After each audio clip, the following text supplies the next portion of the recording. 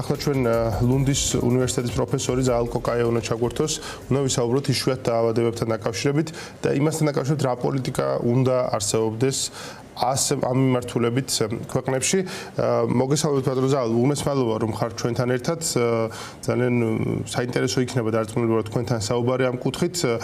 იშვიათ დაავადებები გახდა და ამ შემთხვევაში დიუშენის სინდრომი, მაგრამ არა მარტო ეს სინდრომის მქონე ბავშვები, ესეთ მნიშვნელოვანი საკითხი და მტკივნეული თემა ჩვენი საზოგადოებისათვის და ჩვენ მოვისმინეთ რაღაც არგუმენტები ხელისუფლებიდან, ძალაუფლების მფლობელებიდან, რომ ეს არის დიდი ფული, ეს არის ფარმაკოლოგიური მაფია, რომელიც ამის უკან დგას და სინამდვილეში ეს წამლები არ ღირს ამდენი და ირიბად პრაქტიკულად ხელი გაიშვირეს აი ამ მშობლებისკენ, რომ ისინი თითქოს ამ ფარმაკოლოგიური მაფიის სამსახურს წევენ.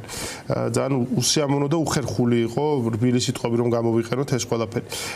ზოგადად თქვენ როგორ უყურებთ ამ დისკუსიას, რაც არსებობს ახლა ჩვენ ქვეყანაში დიუშენის სინდრომის მქონე ბავშვების მკურნალობასთან დაკავშირებით. რა შთაბეჭდილებას გიტოვებთ ეს დისკუსია, რამდენად კვალიფიციურია, რამდენად გესმით თქვენ შესაბამისი საჭირო არგუმენტები, რაც ასეთი საკითხების გადაწყვეტის დროს არის საჭირო. დილამშვიდობის ირაკლი, მადლობთ მოწვევისთვის და ასეთი მნიშვნელოვანი თემის განხილვისთვის.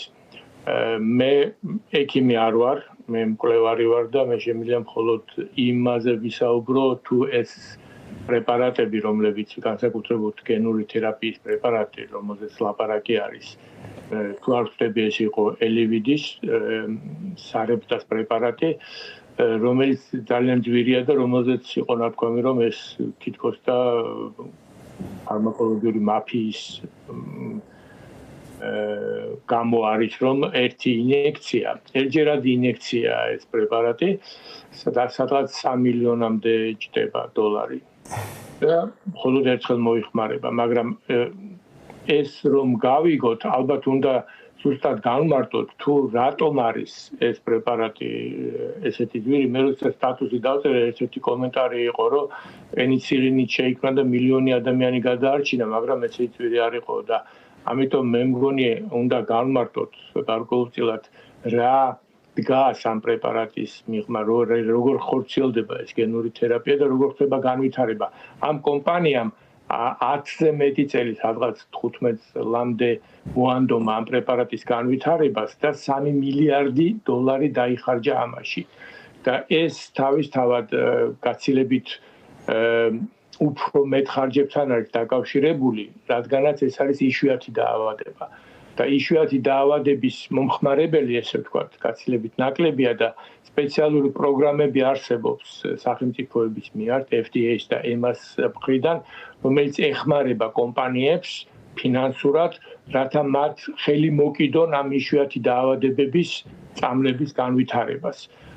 გამომდინარე იქიდან, რომ რაც ნაკლებია მომხმარებელი იშვიათი დაავადების, მაგალითად თუ ავიღებ დუშენის დაავადებას, დაახლოებით 1-3 მამაკაცი არის 5,000 პაციენტში, ხო, ადამიანში.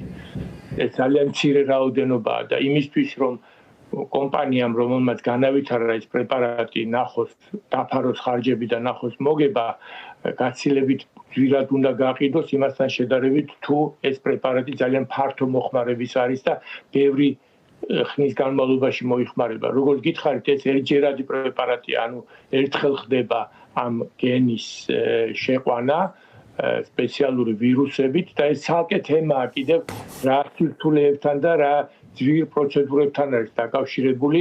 შექმნა ეს გენი, ჩადო ვირუსში, ვირუსი უნდა გაუნებელყო, რომ ის არ იყოს პათოგენური.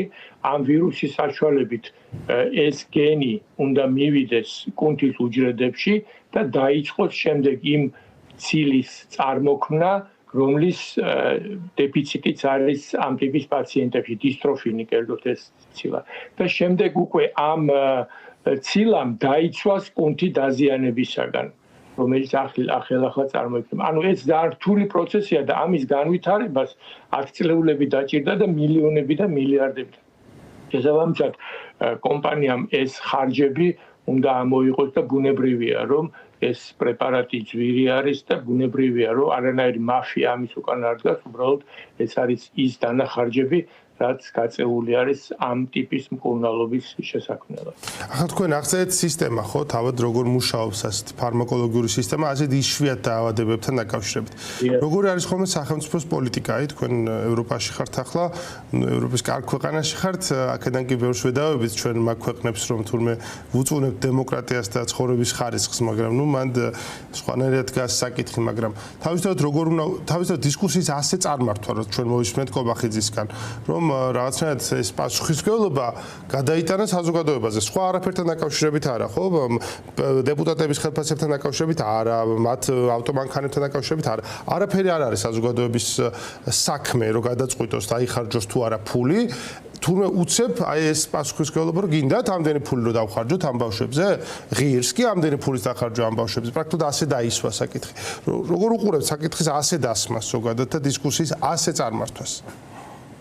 როგორც თქვენ აღნიშნეთ, მე ევროპაში ვცხოვრობ, კი თბილისში ვარ, მაგრამ ევროპაში ვცხოვრობ და ჯანდაცვა შვედეთში აბსოლუტურად უფასოა. ანუ რეალურად ყველა მოქალაქეს აქვს თანაბარი პირობები და ძალიან სიმბოლურ თანხას ვიხდით ჩვენ, როდესაც რამე ექიმთან გვიწევს მისვლა და მთლიანად იფარება ბიუჯეტიდან ხარჯები. რაც შეეხება შვედეთს, ეს კერძოდ ამ დაავადების შემთხვევაში სხვადასხვა პრეპარატები გამოიყენება და თვითონ შვედეთი კერძოდ კაროლინსკას ინსტიტუტში ანვითარებენ ახალ მიდგომას, ეს კასნაე 9 მიდგომა არის გენური თერაპიის და შვედები ელოდებიან ამ მეთოდოლოგიას, რომ განვითარდეს და დაინერვოს და მანამდე სხვა პრეპარატებით, როგორიც არის ატალურენიამ, თუ არ ვცდები, რომლებიც უშუალოდ სტაბილიზაციას ახდენს ამ დისტროფინის წარმოქმნის და ეს აბსოლუტურად უფასოა. სხვადასხვა ქვეყნებს ძირითადად სახელმწიფოები ატარებენ მოლაპარაკებას კომპანიასთან და ინდივიდუალურად ხდება ეს. მაგალითად, ესპანეთში და იტალიაში მე რამდენადაც ვნახე, პერიოდულად დებენ კონტრაქტს, ანუ ხდება კონტროლი რამდენიმე წლის შემდეგ და იმის და მიხედვად თუ შედეგი იქნება და შედეგი არის, შემდეგ ნაწილ უხდიან კომპანიას ამ თანხას. ინგლისში და საფრანგეთში სხვანაირად არის კონტრაქტი კომპანიასთან დადებულია გარკვეული დროით და თუ ამან შემდეგ შედეგი მოგცა, შემდეგ ხდება მუდმივი კონტრაქტი, ანუ მუდმივად ხდება ამ პრეპარატის მოწოდება და რა თქმა უნდა უფასოდ უკვე პაციენტებზე გადანაწილება. ნუ ამერიკაში კიდე სხვანაირად არის, კერძო დაზღვევა ძალიან ძლიერი არის და მაგრამ ამისთან მიუხედავად არსებობს სპეციალური ფონდები, რომლებიც განკუთვნილია უჯრედული და გენური თერაპიით მკურნალობისთვის. ეს ძალიან ძვირი მეთოდოლოგია და ამიტომ სპეციალური ფონდებიც არის ამისთვის შექმნილი.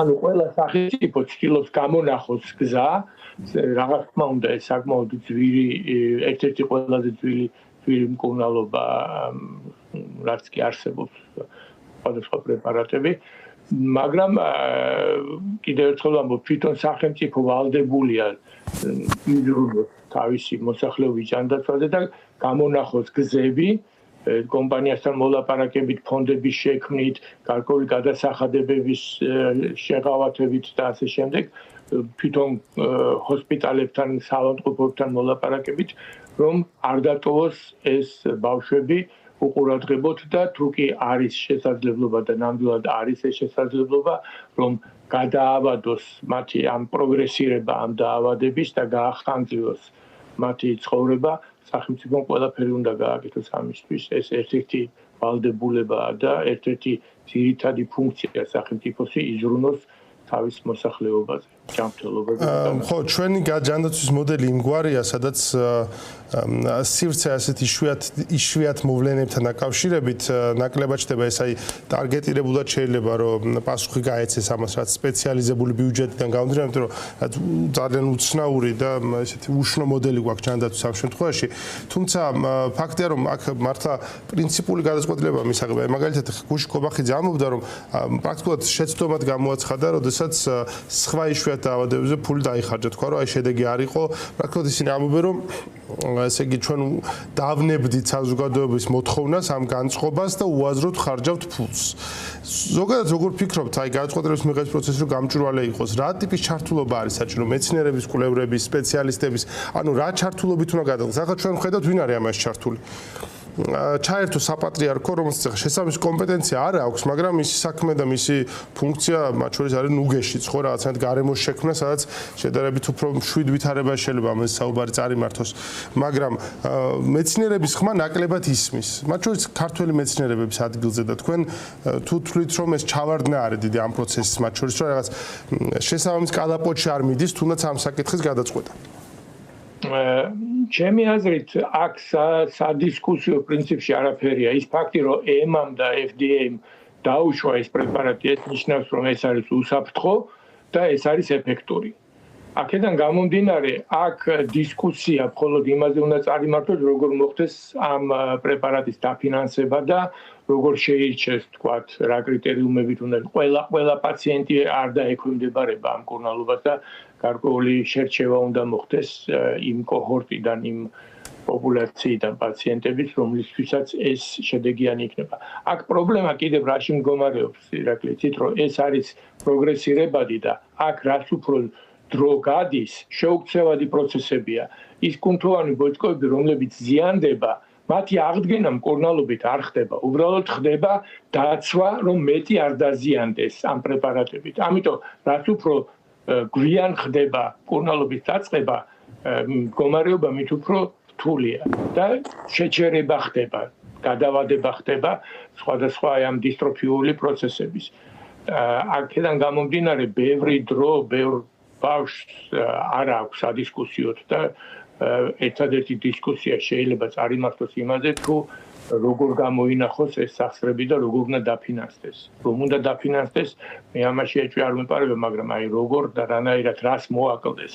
პრიორიტეტის ამბავია, თუ ბავშვების ჯანმრთელობა და სიცოცხლე არ არის ქვეყნის პრიორიტეტი, მაშინ რაზეა ლაპარაკი საერთოდ, ხო? რა პრიორიტეტებზე და რა სახელმწიფო ზრუნვაზეა ლაპარაკი და რა ეკონომიკურ განვითარებაზე, რა გვინდა ესეთი ეკონომიკური განვითარება, თუ არა გვაქვს სახსრები იმისთვის, რომ პატარა ბავშვებს გაუხანგრძლივოთ, თქვათ, ინვალიდობა გადაუვადოთ და გაუხანგრძლივოთ ცხოვრება. რაში გამოიხატება მაშინ ჩვენი ეკონომიური ზრდა და ეკონომიური სიძლიერე? სახელმწიფო სულისკვეთების კონსტიტუციაში გვიწერია, რომ ჩვენ რაღაც სოციალური სახელმწიფო ვართ, ადამიანების ჯანმრთელობაზე ზრუნავს სახელმწიფო. უბრალოდ ეს შემთხვევა კიდევ ერთხელ ადასტურებს, რომ კონსტიტუციის ჩანაწერები სადღეგრძელოებია ხშირ შემთხვევაში და არაფერი სხვა ჩვენს რეალობაში სამწუხაროდ. არა, კონსტიტუციის ჩანაწერი ძალიან სწორი ჩანაწერია, უბრალოდ იმას იმპლემენტაცია სჭირდება და განხორციელება სჭირდება, თორე ჩანაწერი თავისთავად რო სოციალური სახელმწიფო არ და უნდა ვიჟურნოს სახელმწიფო ძალიან სწორია, მაგრამ ეს ჩანაწერი ჩანაწერად არ უნდა დარჩეს და მისი განხორციელება უნდა მოხდეს.